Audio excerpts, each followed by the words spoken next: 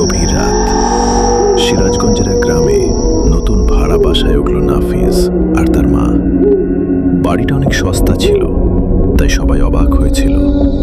পাশের লোকজন শুধু একটা কথাই বলেছিল, রাত 3টার পরে উপরে ঘর খুলবেন না। নাফিজ এসব বিশ্বাস করত না।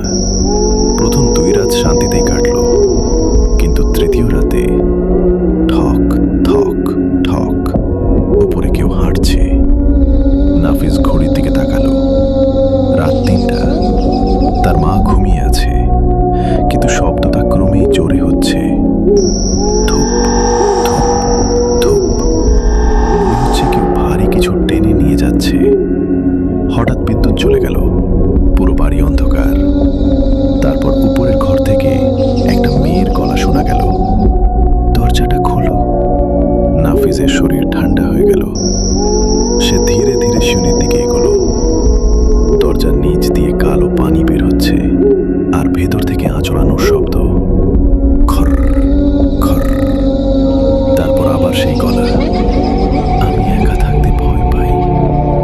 নাফিজ কাঁপতে কাঁপতে দরজার ছিদ্র দিয়ে তাকালো।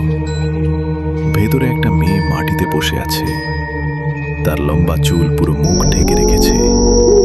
কিন্তু সবচেয়ে যে ভয়ঙ্কর ব্যাপার, তার শরীর উল্টো দিকে ঘোরানো, মাথা পেছনে, আর সে ধীরে ধীরে দাঁড়াচ্ছে। হঠাৎ মেয়েটা থেমে গেল, তারপর খুব আস্তে বলল, আমি জানি তুমি বাইরে আছো। নাফিজ ভয় পেয়ে পিছিয়ে গেল। ঠিক তখনই দরজায় জোরে ধাক্কা পড়ল। থাম থাম থাম।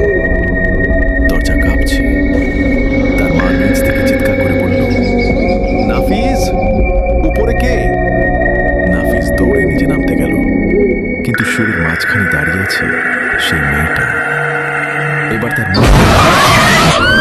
চোখ দুটো পুরো কালো, মুখ অস্বাভাবিক বড়, আর ঠোঁট ছিঁড়ে ভয়ঙ্কর হাসি। সে ফিসফিস করে বলল, এখন তুমি আমার সাথে থাকবে। তারপর পুরো বাড়ি নিস্তব্ধ। পরদিন সকালে প্রতিবেশীরা দরজাটা খোলা দেখে ভেতরে ঢুকল। ঘরে শুধু নাফিজের মায়ের জ্ঞানহীন দেহ পাওয়া গেল। নাফিজ আর কখনো ফিরে আসেনি।